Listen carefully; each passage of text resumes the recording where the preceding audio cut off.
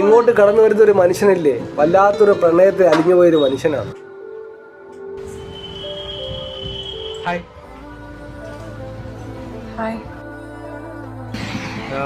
ഇതാരാ മോളാ? മോളെ എത്രയാ പഠിക്കുന്നേ? ഫിഫ്ത്തിലാ. ആക്ച്വലി എന്റെ കല്യാണം കഴിഞ്ഞിട്ടില്ല. അതെന്താ കല്യാണം കഴിക്കാനോ?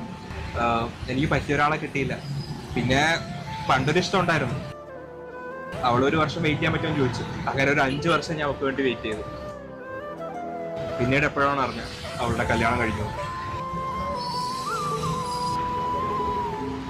എന്നാ ശരി, പൊക്കോട്ടെ, കാണാം. ശരി എന്നാ. അദ്ദേഹം പറഞ്ഞ കണക്കുകളിൽ എന്തോ ഒരു വശപിശ ഉള്ള പോലെ തോന്നുന്നു. അത് എന്റെ തോന്നലാണോ എന്നറിയില്ല.